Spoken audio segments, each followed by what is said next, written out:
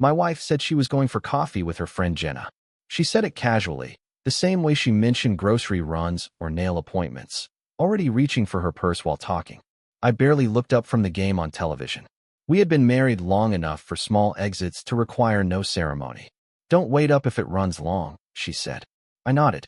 "Tell Jenna I said hi." She smiled without showing teeth and left. The front door closed softly behind her. The house settled back into its usual silence. 3 minutes later, my phone buzzed. It was a text from Aaron, Jenna's husband. We weren't close friends, but we knew each other the way married men in overlapping circles do: cookouts, birthdays, neighborhood favors. "Want to come watch the game while the girls are out?" I read it twice, then a third time. At first, I assumed I misunderstood. Maybe Jenna had left after all. Maybe they'd met somewhere separately. Maybe nothing at all was strange. But something in the wording held still in my mind. "While the girls are out." I replied, "Jenna just leave?" The typing bubble appeared almost instantly. "Nope. She's upstairs folding laundry." "Why?" I stared at the screen so long the display dimmed. Then I locked it and set it face down on the coffee table. The game kept playing. Commentators kept talking. Somewhere in the room, the refrigerator hummed. Everything ordinary remained in place, but none of it felt connected anymore. My wife had used that line for months. Coffee with Jenna. Sometimes brunch with Jenna. Once, a quick Target run with Jenna that somehow took 4 hours. I had accepted it because marriage often survives on the things people choose not to inspect too closely. I picked up the phone again. "You home?" I asked him. "Yeah, come by if you want." I didn't answer. I just sat there, listening to the crowd noise from the television and the silence in my own house. That was the moment the normal order of life broke. Not loudly, not dramatically, just a small crack in the surface that let me see how much pressure had been building underneath. Before that morning, our life looked stable in all the ways people measure stability. We had a mortgage paid on time, 2 dependable cars in the driveway, clean counters, planned vacations, and a calendar full of ordinary obligations. From the outside, we were the couple others described as solid. We hosted barbecues in summer, bought practical gifts at Christmas, and remembered anniversaries without pretending they were magical. Nothing dramatic happened in our house. That was the image, and for years I accepted it as truth. I worked long hours and liked routine. She understood schedules, quiet evenings, and the comfort of predictability. We were not passionate people. We were organized people. Dinner around 7, television after, bed before 11. Some nights she read beside me. Some nights she scrolled her phone with the brightness turned low. I thought that was what marriage became when it matured. Less performance, more function. The phrase "coffee with Jenna" had entered our life so gradually I never noticed when it became useful. At first it meant an actual hour out on a Saturday. Then it became a weeknight stop after work. Then it became a flexible explanation for anything that required time and no questions.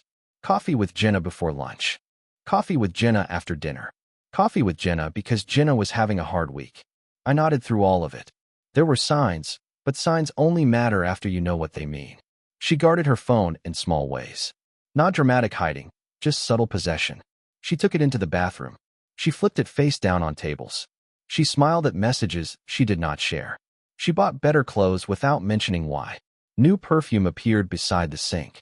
She became more attentive to her appearance before errands than she had ever been for dinners with me. I noticed each change and filed it nowhere. Marriage teaches people how to ignore discomfort if ignoring it keeps the structure standing. I told myself she wanted confidence back. I told myself friendships evolve. I told myself women talk differently than men, and I simply did not understand it. Even our distance felt explainable. She was tired. I was busy. We passed each other in the kitchen like polite tenants and called it adulthood. When she kissed me goodbye, it became lighter each month, but never obscene enough to alarm me. So when she said she was meeting Jenna for coffee that day, I heard nothing unusual at all. That was the most dangerous part. The lie had become ordinary long before I knew it was one. When Aaron told me Jenna was upstairs folding laundry, something permanent changed in the way I processed every detail around me. I did not become louder, angrier, or suspicious in the theatrical sense. I became quiet. Quiet in a colder, more useful way. Once a lie is confirmed, memory starts reorganizing itself. Things that once looked harmless line up and begin to point in the same direction. I thought about the nights she came home smelling like perfume she claimed belonged to someone else in a crowded cafe. I thought about the sudden gym membership she rarely used, but somehow needed every month. I thought about how often her battery died only when she was out with Jenna, and how quickly it recovered once she returned home. I remembered charges on our card from places nowhere near Jenna's side of town. I remembered the way she sometimes showered immediately after coming home, saying she felt sticky from being out. None of those things had moved me before. Each had arrived separately, small enough to dismiss. But lies rarely travel alone. They arrive in fragments and depend on the target treating each fragment as unrelated weather. That afternoon, I saw the pattern for the first time. I did not call her. I did not text Jenna. I did not drive around looking for a parking lot confession. Instead, I opened our banking app and started reading old statements. Restaurants on Thursdays. Fuel charges across town. 2 hotel bars I had never visited. Nothing explicit enough to stand alone, but enough to form a rhythm. Then I checked our shared calendar. Coffee with Jenna happened with remarkable consistency on days when I worked late or had meetings outside the office. It almost never happened when I was unexpectedly home. That detail settled into me harder than the others. It suggested planning, not impulse. When she came back that evening, she carried an iced drink with lipstick on the lid like a prop collected on the drive home. She talked about Jenna's divorce rumors, some woman from high school, traffic near the mall. Her story was smooth because it had been practiced many times. If you've made it this far, this story clearly caught your attention. If you're enjoying it, drop a like on the video. It helps me see what kind of stories you want more of next. Let's keep going. I stood at the stove stirring pasta and listened like a stranger would listen. Her voice no longer entered me as truth by default. It had to earn that place now, and it could not. That was the real shift. I stopped treating coincidence as innocent. I stopped granting explanations before evidence. What had been a marriage that felt slightly tired became an investigation already years old, with me as the last person to know it existed. I said nothing that night. She placed her purse on the counter, loosened her shoes, and moved through the kitchen with the practiced ease of someone returning from an ordinary errand. She asked if I wanted anything from the cafe next time. She mentioned Jenna laughing about something trivial. She offered details the way people sprinkled dirt over a hole. I watched her hands while she spoke. They were steady. That told me more than her words. If guilt had surprised her, there would have been hesitation somewhere. A missed beat. A glance held too long. Instead, she moved with routine confidence. This had happened before. Enough times to become muscle memory. Enough times that lying to me required less effort than honesty ever would. I answered in short sentences. No. Sounds good. Long day. Nothing in my tone invited scrutiny. She seemed relieved by that.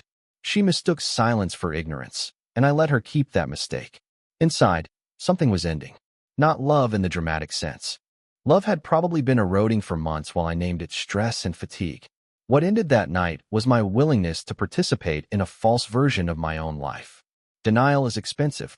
It costs dignity first, then time. I had already paid enough. We ate dinner across from each other. Forks against plates. Water glasses lifted and set down. She checked her phone twice face down beside her napkin. Once she smiled at something on the screen and quickly erased it when she noticed me looking. I lowered my eyes and kept eating. Later, she showered and came to bed smelling newly clean, as if water could reset a day. She curled toward the far side of the mattress and fell asleep quickly. I stayed awake in the dark, listening to the house settle around us. I thought about scenes men create when they discover betrayal. Shouting in kitchens. Phones thrown across rooms. Demands for confession. Those scenes had once seemed justified. Now they felt useless. Noise helps the liar most. It gives them confusion to hide inside. By morning, I had made one decision. I would not confront anything until facts could stand without emotion. I would not ask questions she could answer with more fiction. I would not warn her that the blind version of me was gone.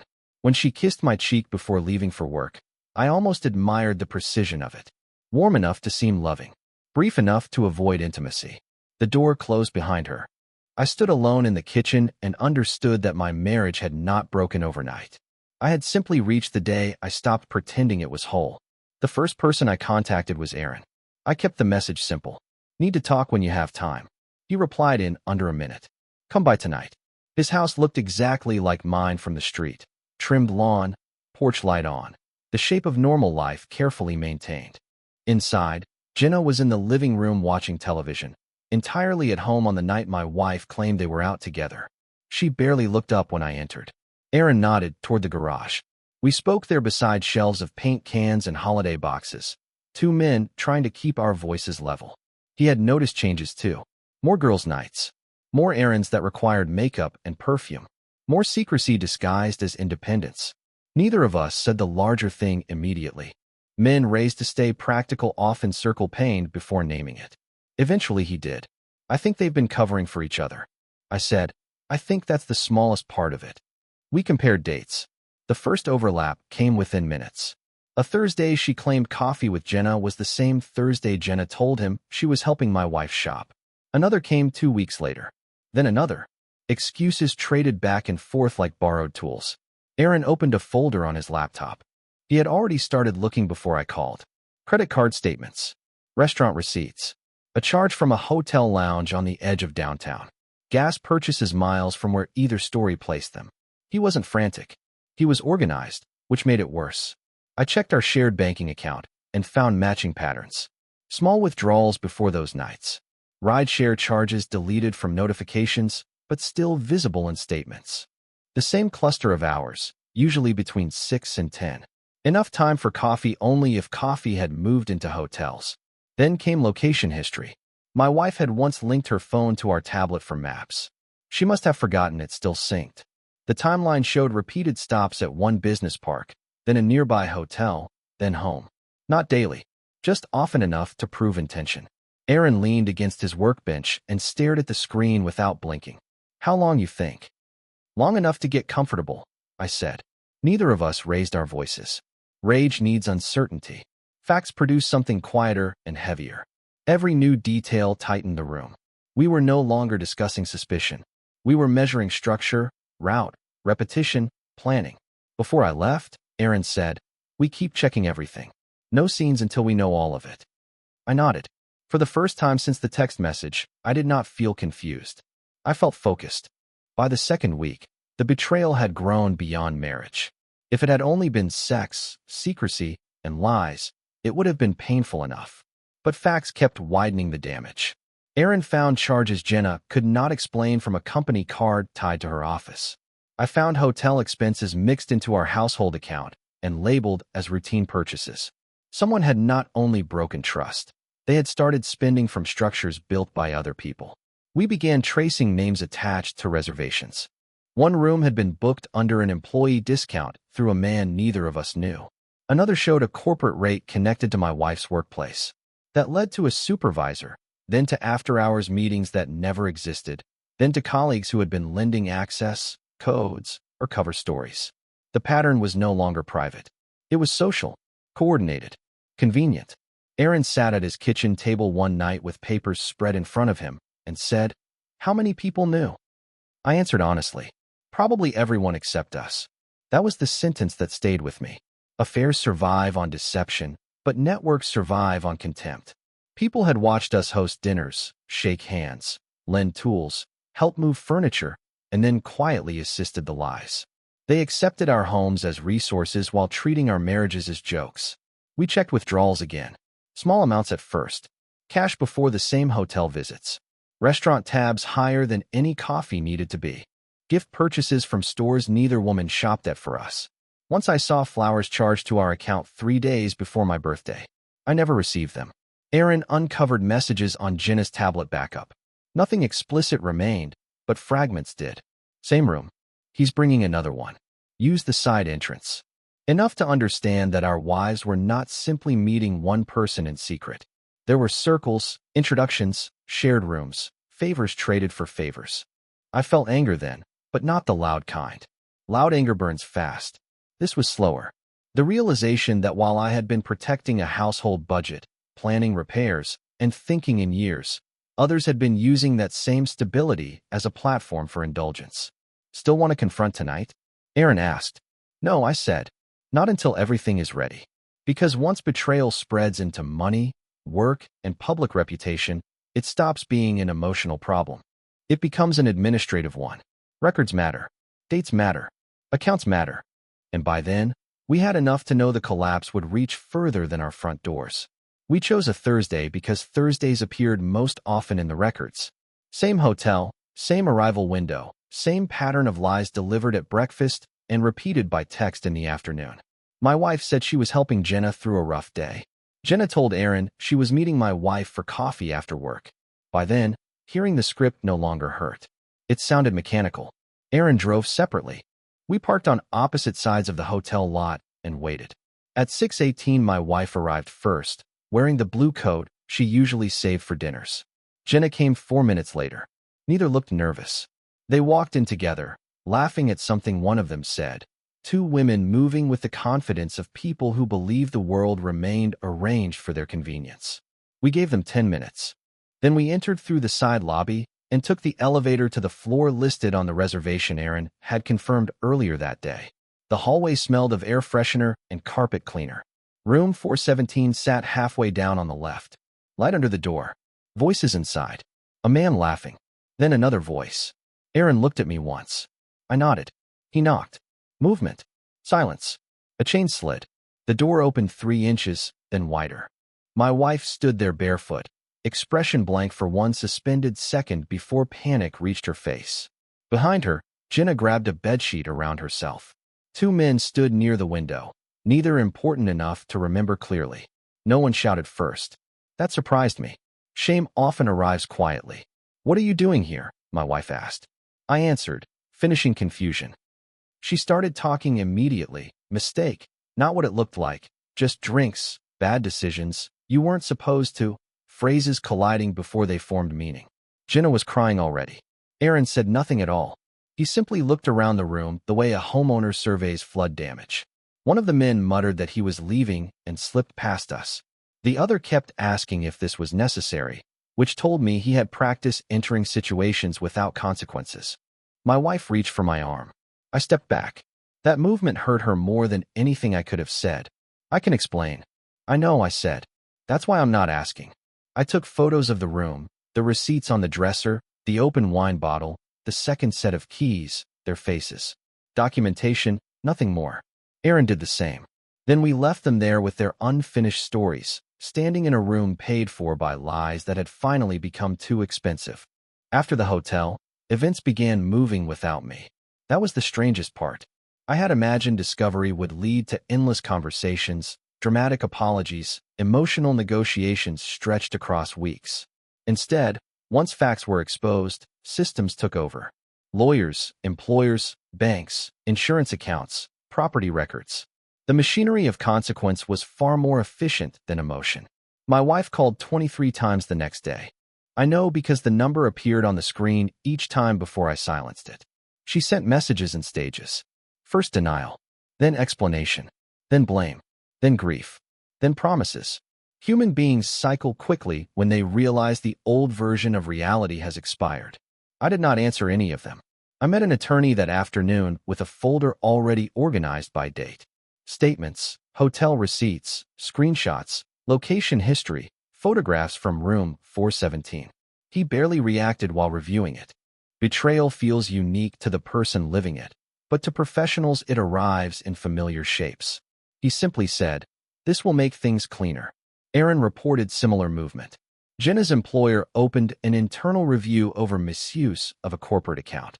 One of the men from the hotel was married and apparently less discreet than he believed. Another worked under the supervisor who approved the room discounts. Once one thread was pulled, people started protecting themselves by naming everyone else.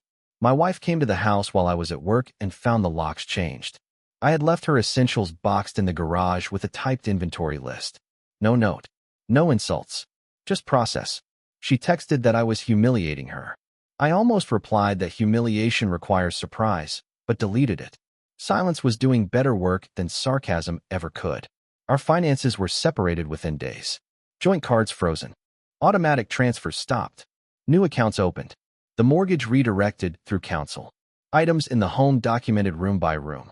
It felt less like ending a marriage than closing a business that had hidden liabilities.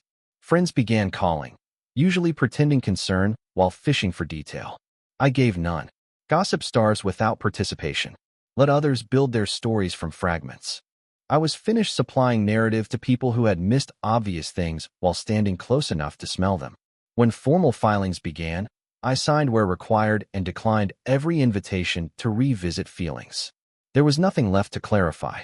Intent had already been demonstrated repeatedly in parking lots, receipts, deleted messages, and hotel keycards.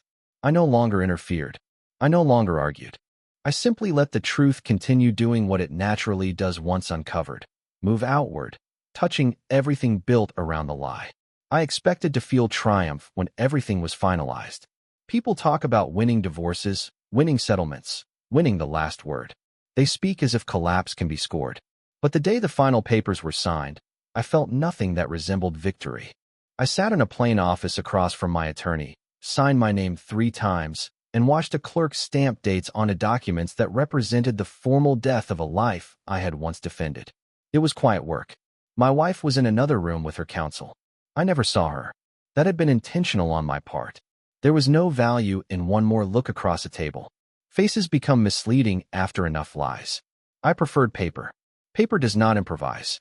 When I stepped outside, the air was cold and clean. Traffic moved past as if nothing important had happened. That seemed accurate. The world had not changed because my private illusions had ended. Only my map of it had changed. Friends expected bitterness and asked careful questions designed to uncover it. How are you holding up? You okay seeing her move on? Do you regret not trying counseling first? I answered with the truth each time. I was fine. I did not know what she was doing. No, I did not regret refusing repair on something intentionally damaged.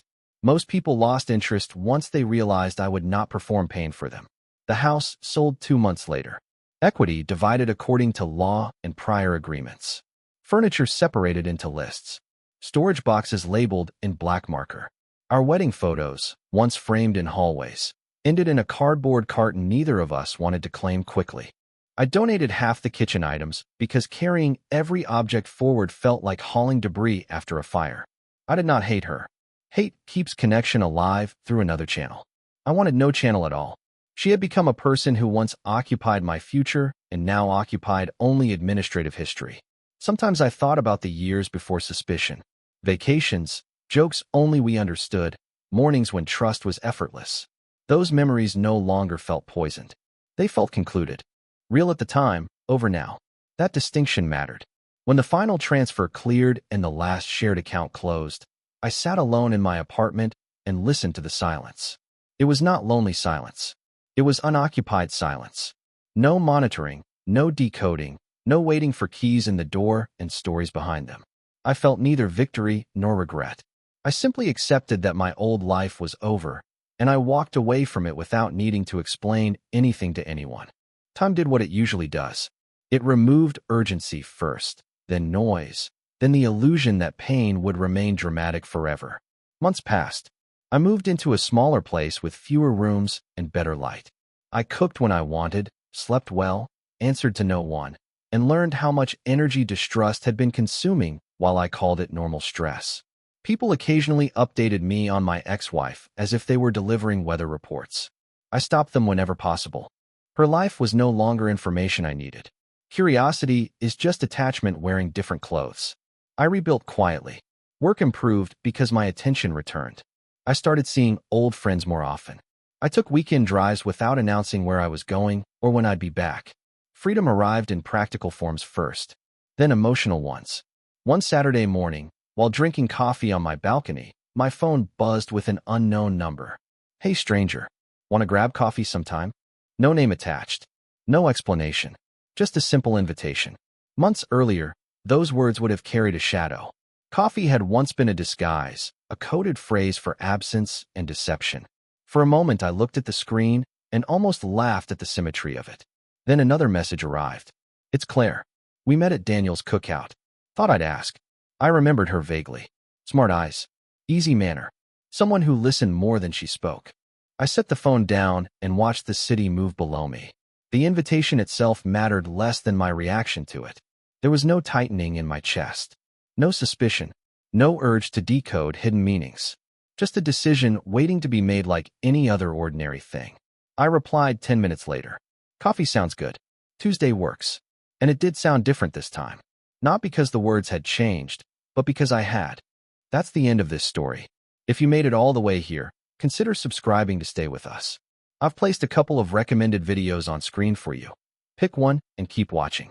I'll see you in the next story.